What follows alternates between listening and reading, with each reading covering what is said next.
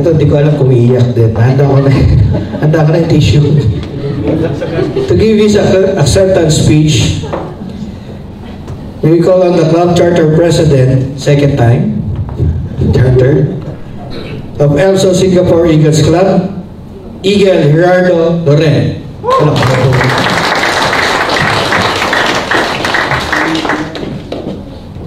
Thank you po, Kuya Gio. Kung hindi kasya itong tissue, kung kailangan kumot.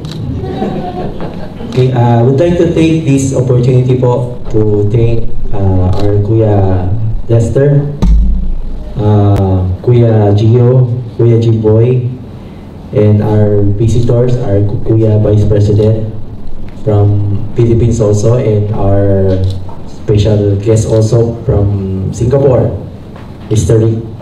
And to all visitors, Kuya and Ate, mga Kuya and Ate, now that we have already, I think 60 already, we are 60. Thank you very much for being here today and for your support. This event will not be possible if wala po yung bawat isa sa atin. Kaya napakalaking bagay po na nandito kayo. And sa lahat po ng mga applicants natin na ngayon ay Ate at Kuya na, thank you dahil hindi po kayo sumuko hanggang sa pagkakataong ito. Marami po, kung tutusin, marami po yung nag-join sa second batch. Pero ito lang po yung talagang makikita natin ngayon na nagpatuloy hanggang sa ngayon. So itong mga ate at kuya natin na nandiyan sa gitna, thank you very much sa walang sawang suporta po na pinakita ko po sa club natin, sa grupo po natin, sa pagmamahal, sa time na dinaan nyo, kahit yung iba wala pang tulog, galing ng trabaho. So binigay yung oras para makompleto natin yung requirements ng national, which is yung 5 eyes na mandatory requirements para maging Eagle. So dapat po kayong maging proud sa bawat isa dahil natapos nyo po. Hindi po madali yung tapusin natin, pagdaanan natin yung 5 eyes dahil una-una kalaban natin is yung time. So mahirap po tayo mabuo. Normally yung requirements ng is 3 months. Pero inaabot tayo ng 6, 7, 8 months para ma-comply natin yung 5 eyes. So hindi tayo nag-shortcut dahil gusto natin pulido yung mga magiging Eagles na kasama natin. Kaya salamat po dahil hindi po kayo sumuko. Maraming salamat po sa pagkakataon na yun. Kagaya nga po na sinasabi ko, kailangan natin parati yung unity. Unity, love, respect. Yan po yung kailangan natin para basta na tayong tumagal sa club po natin.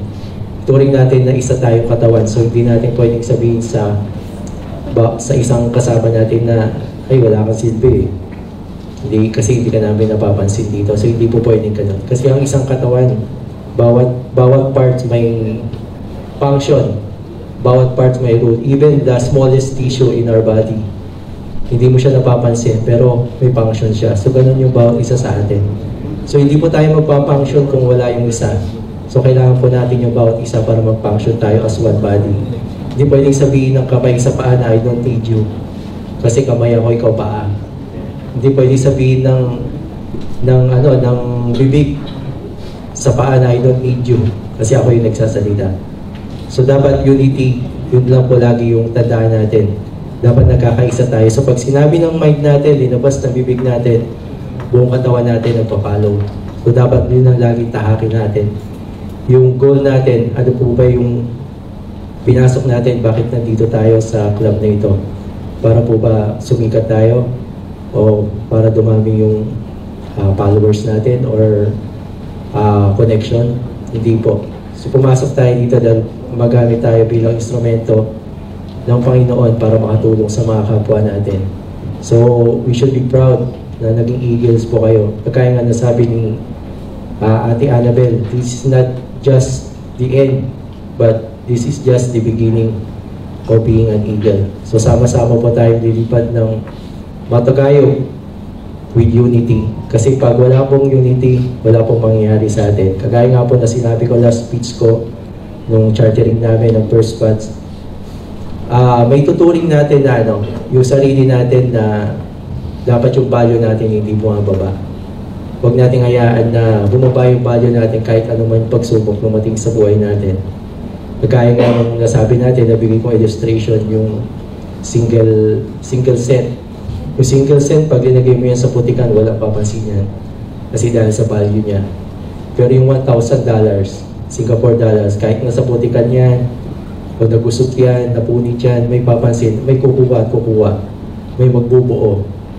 Kasi nandun yung value. So bawat isa sa atin, dapat ganun din.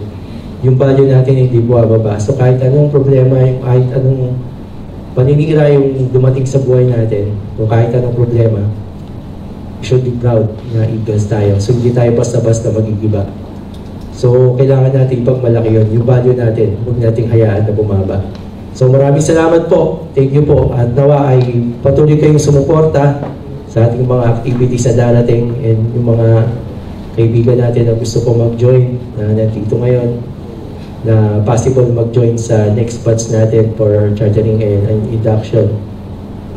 Nawa ay magpatuloy po ang bawat isa, and maging hamon po itong event natin para sa isa, para mahimok natin lalo na mag-unite tayo para sa isang adhikain. Salamat po. God bless us all. Thank you very much.